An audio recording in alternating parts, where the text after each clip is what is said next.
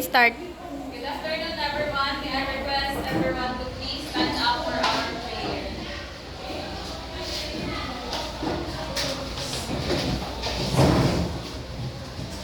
In the name of the Father,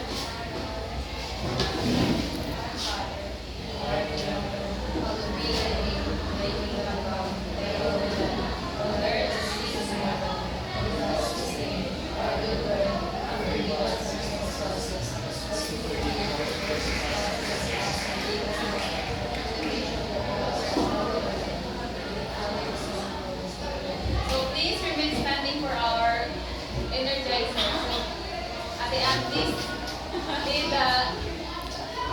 Are you ready, kids? Okay, kids. Four, three, two, go. Okay, kids, put your hands up, hands up, hands up, hands up. To the left, to the left, to the right, and shake it, shake it, shake it, shake it. Okay, kids, stamp your feet, stamp your feet, stamp your feet, stamp your feet. To the left, to the left, to the right, and jump it, jump it, jump it, jump it. Yay! So, before we start our discussion, let's have first an activity. I will group you into these counts or tests. 1 to 2. 2, 1. Go there. 1, 1. Hold on. Ito mo lang, ito mo lang. Go. Yeah. 1, 2. 2. I don't want to. So, group 1, please form your line. Galing group 1 and group 2. Jump it. Jump it. And shake it. 1,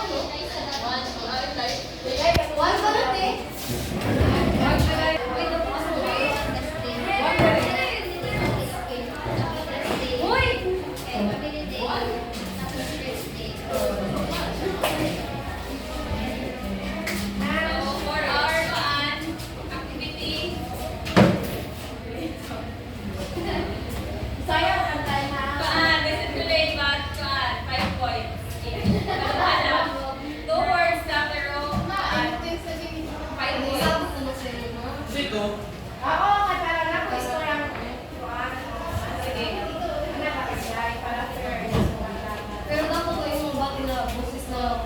O, ako ba din na boses pabalik ko sa last. Dapat hinay ka ha. Okay lang?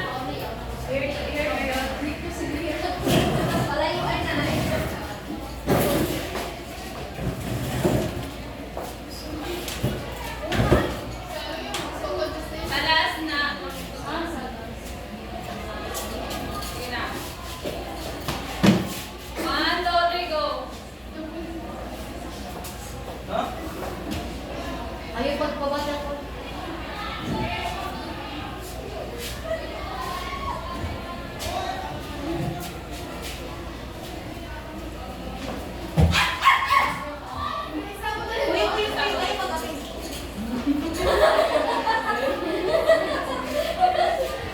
So, sakto kay group 1. Group 1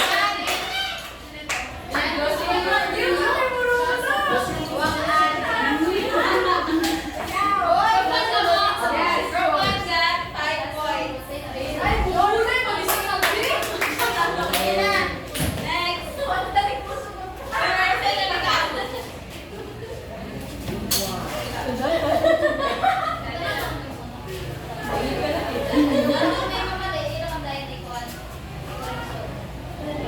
Rehearsal na lang. May panghigot lang to.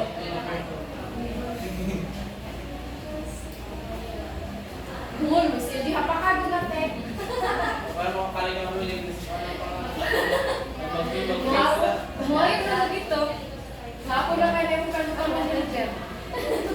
Sa lagi nga, para di maging mga. Ay, para sa Ah, Ito, extra with kids Sige na. Ay, mataas na. Pasay ko.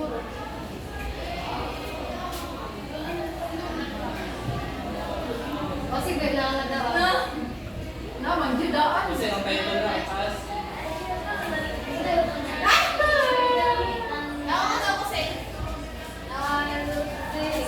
Okay, so magtunay kang sa likod.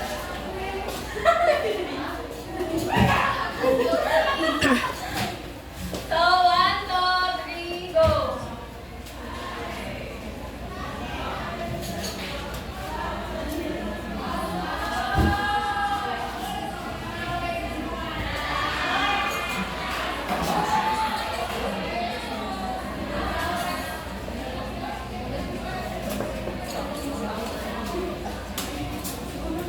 Kung walang friendship na ruwate.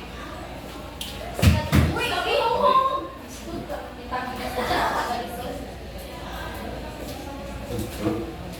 Sakto? No. Certify na. Uy!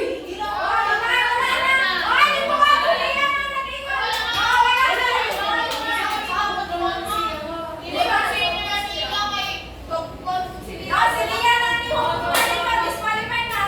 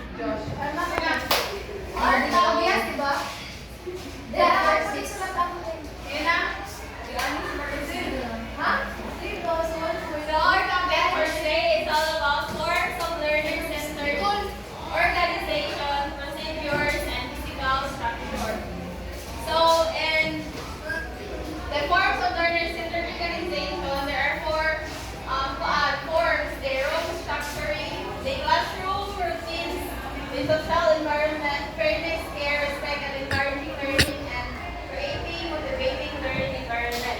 So, when you heard the word room structuring, so what comes into your mind? Kuan.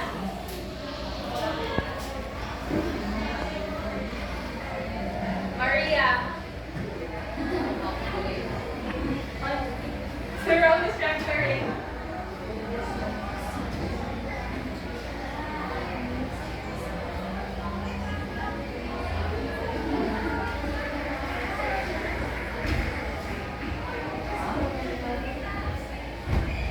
Laon ko ang grade bitaw nila na pagtulog sa ng mga teacher sa room.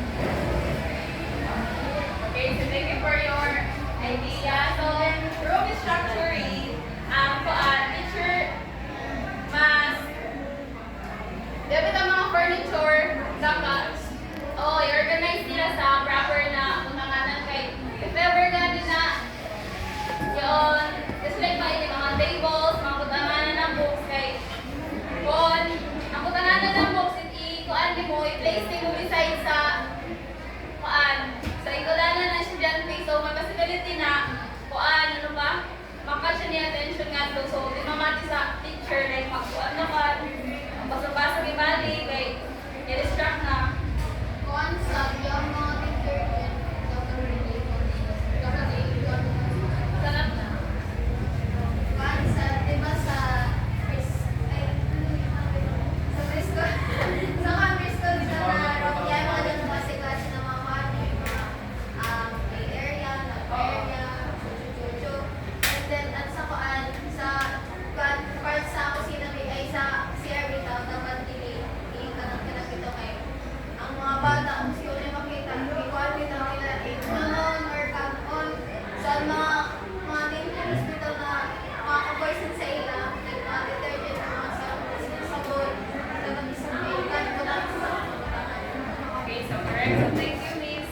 day. So, and room structuring, it must be clean, white, well lighted, well ventilated, and noise free.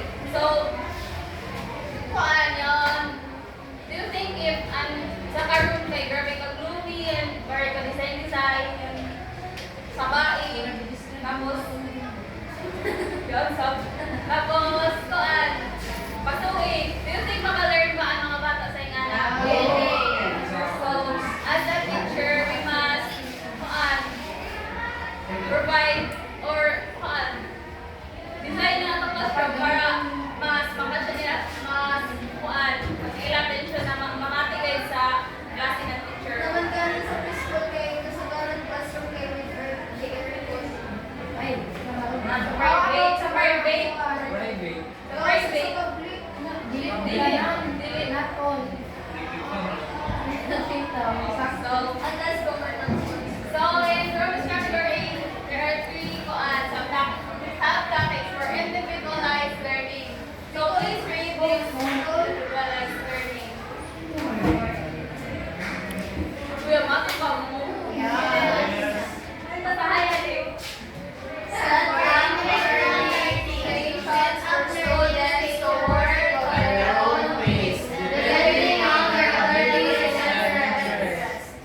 So, for individualized learning, so teachers must provide yung resources or mga materials with our assessments para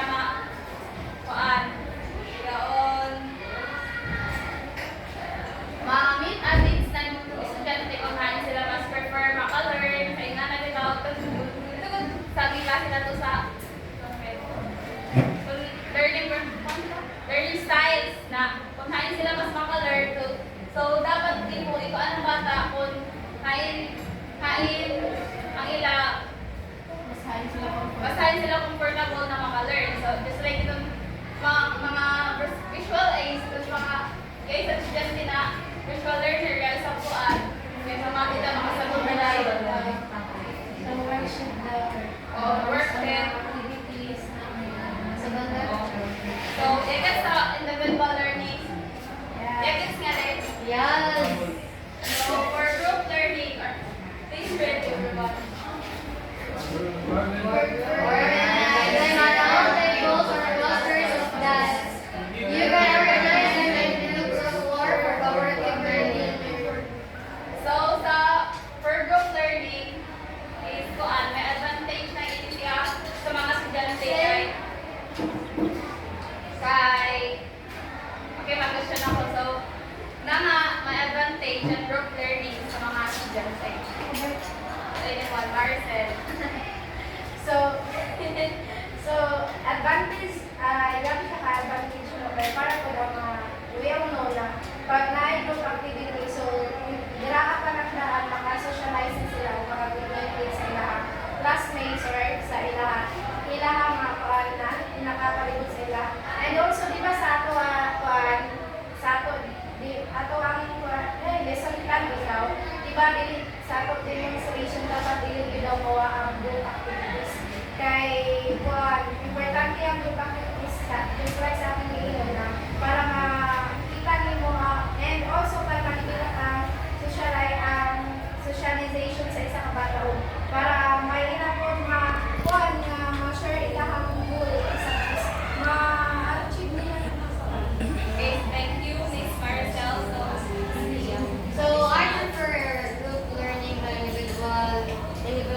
individualized learning because sa group learning sa good, we can kanang mga kita ng idea to different kanang classmates. Whereas wherein sa individualized learning is ikaw dali sa mag-think kung ano yung mga answer na nakuhaan.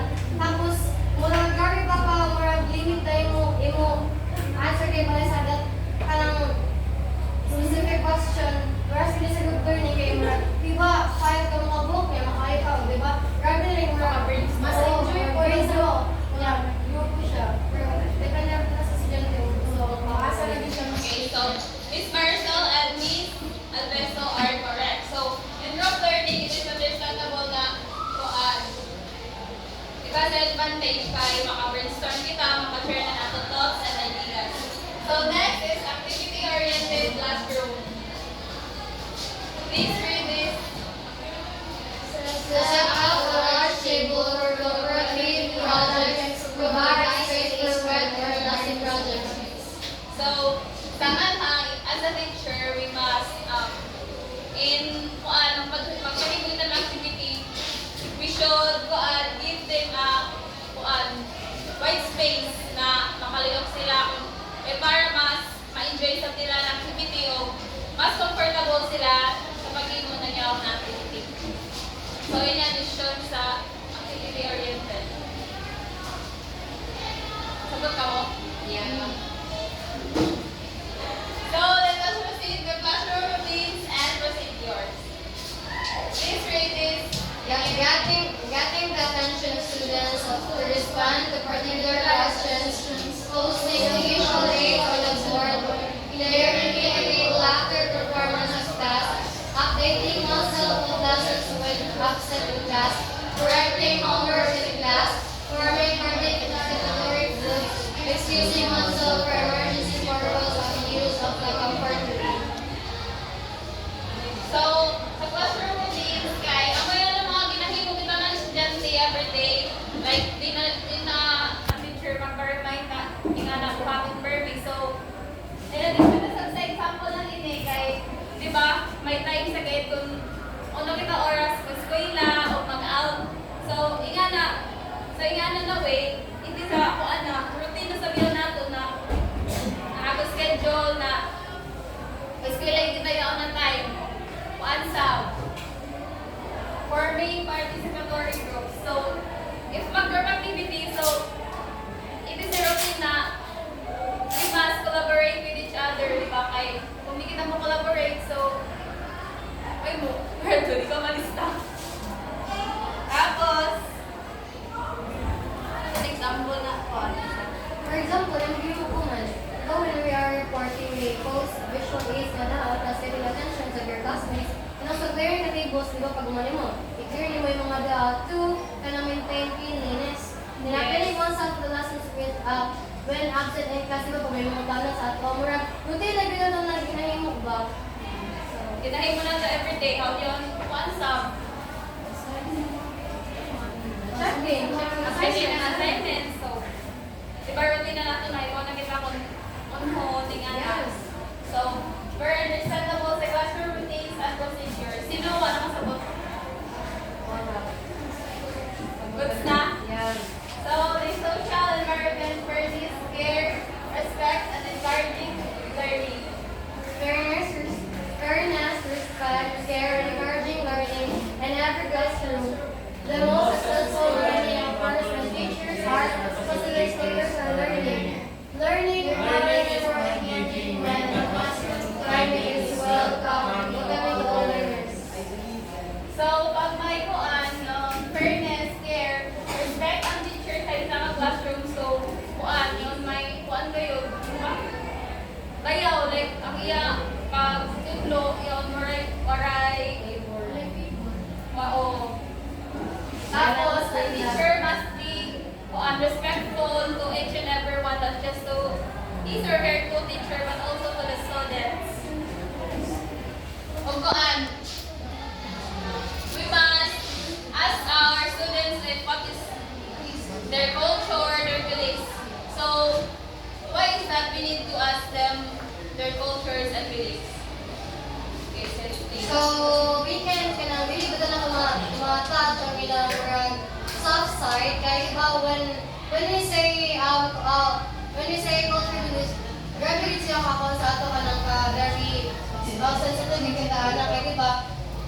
For example, you are part of the tribe and then mamorganin na kanang bias language, di ba? So, sa ato na part na yung kita na gilaw na ko ng mga manuboy na nagbukit, di ba? So, sa ato na part, because we are some of the students are part of the tribe, naman, we should respect each and every cultures and beliefs ba para dili ta sakit or maka-attach ng sensitive parts sa kabata. Okay, so thank you. That is correct. So, in addition to that, so as a teacher, we must be like,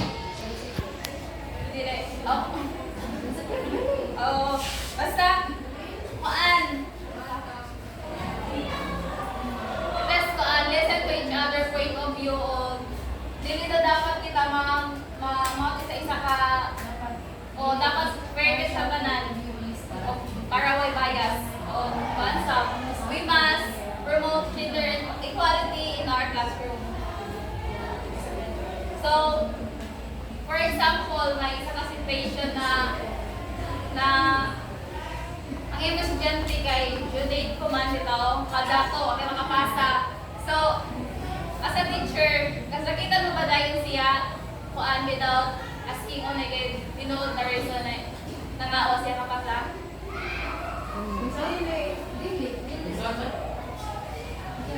Kuan ba? Kasakitan mo ba dahil siya without asking kung ano ay tinuod na reason na nangawa siya na Dili. Dapat Sino mas sa isa may. sige yun din. Kanang sa deadline, Oo. para sa atin, kay okay po kita na sa early childhood, para siguro sila mapanood ng mga kumari, deadline na, tapos na nakapasa sa kasi para sa akin, consideration gamit, consideration ang policy. Kay concept ko, sa early childhood, murag kami daw pag ito sa pagsisimbahan nila ang kay murag makas ko nila feelings siya o kasi mga nila sila may ganang nila musuyod wala sa wala sa nakabasa tapos po sila kaway sa early education kayo balat class naman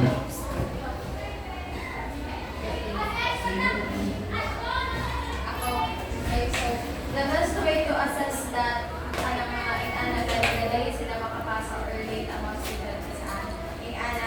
The best way to assess is to ask the child kung na nga, di ba? O, kung na nga. And if ever the child will tell you the problem na sa ing-ana siya, dugay siya makapasa or even dugay siya mag-answer sa imong class, help that child.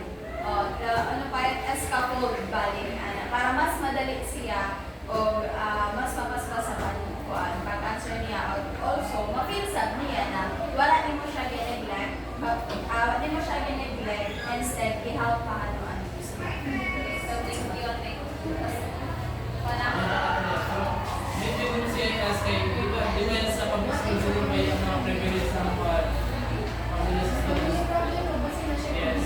Most of consult kaya ng parents is busy. Kaya matiman sa ikat lang. Nasa to naman ng parents ko sila yung huli kung ano mga bato. Then, wala na argument sila ang bata.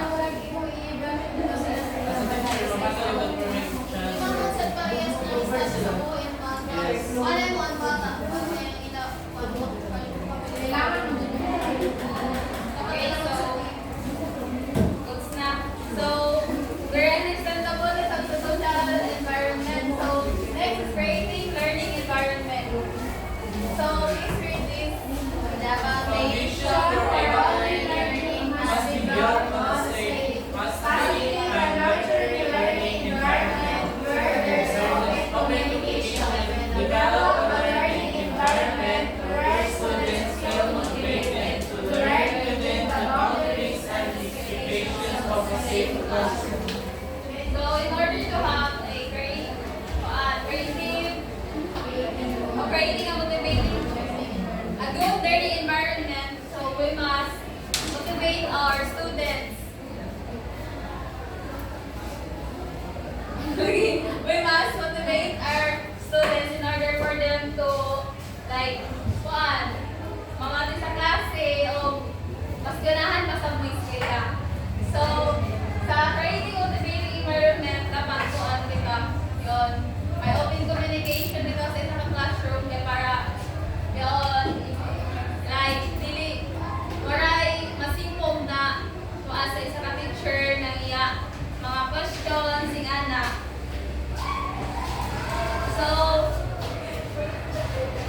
So as a teacher we should motivate, give some i-praise na sila not just sa kabata na nag-excel sa klase pa para sa sutanan i-praise na sila kay i-praise na sila mas para may fairness sa isang classroom o di ba dun sa reward staff na dapat tanan sila mahatagan kay mga bata dili dali na masuya bitaw as a teacher dapat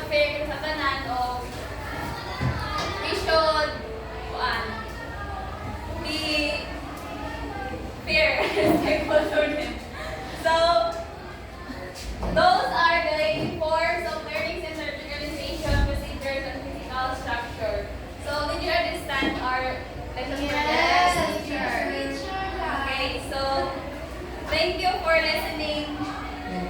God bless. Yeah, Lera.